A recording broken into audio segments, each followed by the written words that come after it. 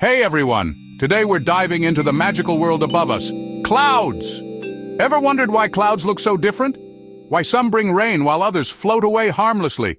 And just how much water do clouds really carry? Let's find out! Clouds are basically collections of tiny water droplets or ice crystals suspended in the air. They form when warm, moist air rises, cools down, and water vapor condenses into droplets around dust or pollen particles. Depending on altitude, shape, and thickness, clouds are classified into different types. Clouds are broadly classified into 3 levels based on altitude. High-level clouds above 6,000 meters, mid-level clouds between 2,000 to 6,000 meters, and low-level clouds from surface up to 2,000 meters. High clouds are made mostly of ice crystals because temperatures are extremely cold at that height. Cirrus clouds look like wispy, feathery brushstrokes and often signal a change in weather.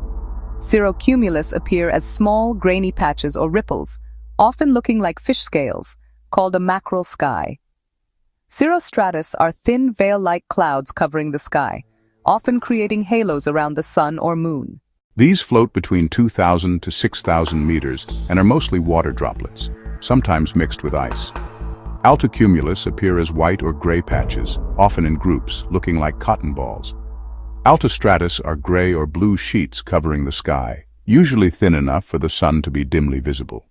They often come before continuous rain. These form below 2,000 meters and are denser, darker. Stratocumulus are low, lumpy clouds covering the sky, but usually not bringing heavy rain. Stratus form uniform gray layers that cover the sky like a blanket, making the day gloomy.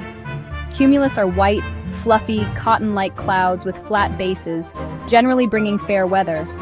Cumulonimbus, the king of clouds, huge towering thunderclouds rising up to 12 to 15 kilometers, bringing thunderstorms, lightning, and heavy rain. Remember this rule: nimbus means rain. Nimbostratus are thick, dark, widespread clouds bringing continuous steady rain or snow. Cumulonimbus brings short but intense downpours, thunderstorms, and sometimes hail. Rain happens when tiny cloud droplets collide, combine, and grow bigger. When they become too heavy for clouds to hold, gravity pulls them down as raindrops. Clouds carry water in microscopic droplets, so small they can float without falling. But when they cluster together, the droplet grows large enough to fall as rain. Here's the mind-blowing fact. A small cumulus cloud can hold 100,000 liters of water. A large thunderstorm cumulonimbus can hold up to 500 million liters of water. In total, all clouds combined over Earth contain around 12,900 cubic kilometers of water. That's about 12.9 trillion tons of water in the atmosphere at any time.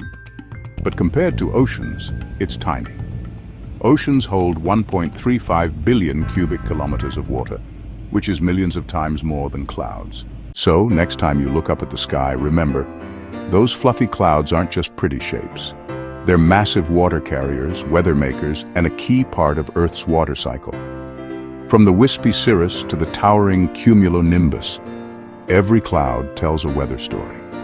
If you enjoyed this deep dive into clouds, don't forget to like, share, and subscribe for more science explained simply.